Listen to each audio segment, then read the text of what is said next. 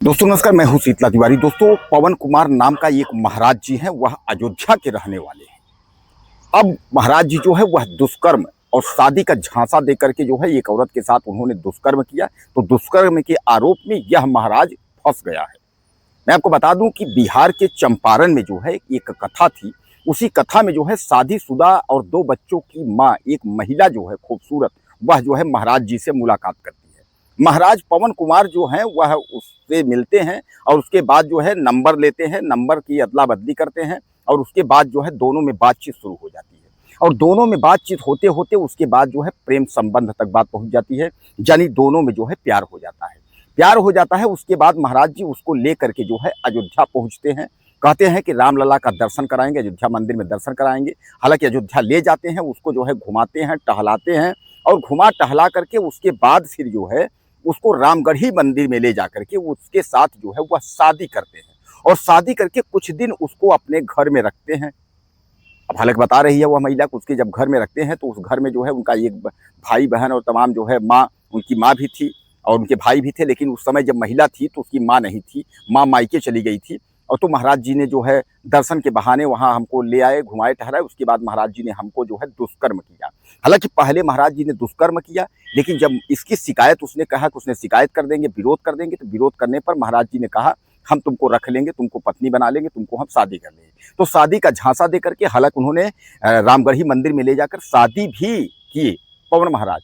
अब जो है उसके बाद अपने भाई के साथ जो है उसको उसके मायके भेज दिए। बोले कि अभी थोड़ा सा दिक्कत है, पुलिस का मामला है और ऐसा है तुम कुछ जो है चले जाओ मायके। उसके बाद जो है तो उसको उसके मायके भेज देते हैं। अब भाई के साथ मायके भेज देते हैं। उसके बाद जो है अब मायके फिर उनके पिता और जो है महाराज जी, यह दोनों मिल करके जो है उस महिला को धमकाते हैं। यानी महाराज पवन कुमार और उनके पिता जो है रमाकांत शास्त्री, बताया जा रहा है कि यह भी कोई चमत्कारी पुरुष ही है। मतलब जैसा कि आप आजकल देखते हैं कि वो तांत्रिक मांत्री वाले तमाम लिखे रहते हैं कि फला महाराज फला, तो जो है तो ये रमाकांत शास्त्री भी जो है हैं। तो इनके पिता रमाकांत शास्त्री और ये पवन, यह दोनों यानी बाप बेटे जो है उस महिला को जो है धमकाते हैं, उसके घर जाकर धमकाते हैं। अब महिला का यह कहना है कि उसका जो पहले वाला पति था उससे तलाक का मुकदमा चल रहा है, तो सामान्य बात है कि तो जो है उसके साथ रहेगी नहीं। अब इधर जो महाराज जी ने उसकी जिंदगी जो है बर्बाद कर दी है, तो उसका महिला का यह कहना है कि या तो महाराज जी जो है हमको अपने साथ रखें, पत्नी बना करके रखें, और या तो फिर जो है जो हमारे साथ गलत किए हैं उसकी जो है इनको सजा मिले। यानी अब वह जो है पुलिस से जो है वो मैडम गुहार लगा रही है, यानी महिला, और वह कह रही है कि इसके ऊपर जो है कार्यवाही हो और कार्यवाही जो है और दंडात्मक जो है गंभीर कार्यवाही हो। अब दोस्तों सबसे बड़ी बात यह है कि महिला का यह भी आरोप है कि जब हम वहां से आए हैं तो हमारा 10 लाख का जो जेवरात था वह भी जो है बाबा ने रख लिया। यानी जो महाराज जो कथावाचक है ये पवन कुमार, यह बाबा ने जो है 10 लाख रुपए जो हमारा था वह भी रख लिया। और पिता रमाकांत शास्त्री जो है वो जान से मारने की जो है धमकी दे रहे हैं। वह कह रहे हैं कि हम तुमको जो है जान से मार देंगे, यानी रमाकांत शास्त्री जो है वह मारने की भी धमकी दे रहे हैं, यानी मारपीट और उसके बाद जो है जान से मारने की धमकी। यह सारा मुकदमा जो है इस महिला ने जो है वह आरोप लगाई है और पुलिस हालांकि इस मामले की जो है वह तहकीकात कर रही है। इस मामले में जो है क्या सच्चाई है, क्या गलत है, इसकी जो है पुलिस तहकीकात कर रही है। और पुलिस ने यह कहा है कि जल्द ही जो है इस पर कार्रवाई होगी। दरअसल यह महिला जो है वह बिहार के सिवान की रहने वाली है और जैसा मैं आपको बताया कि चंपारण में कथा थी, यह महिला कथा में गई थी। उसी कथा के दौरान जो है यह पवन जो महाराज हैं, कथावाचक है, इससे मुलाकात हुई थी। अब आप समझिएगा, उसके एक ट्विस्ट और समझिएगा इसमें जो है, यह महाराज जो है एक जो है सेना है, आपको मैं बताऊं उसमें जो है इसको राष्ट्रीय प्रवक्ता बनाया गया है।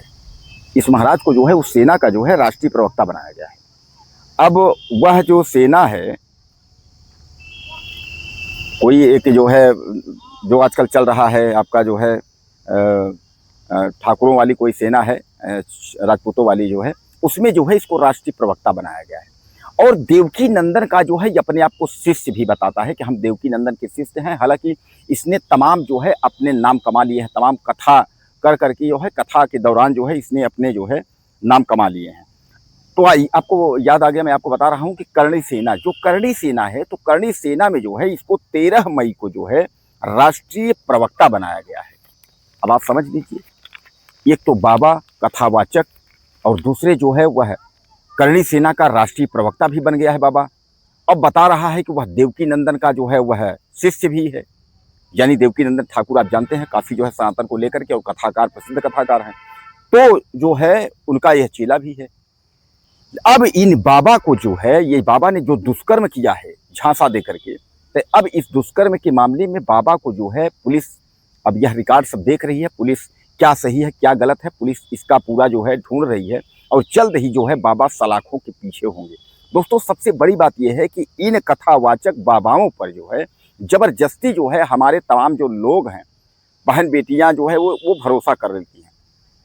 जबकि हकीकत मैं आपको बताऊं कि ये कथा करते करते उसके बाद अपने आप को जो है भगवान का रूप बता देते हैं कि हम भैया हम भगवान का रूप हैं।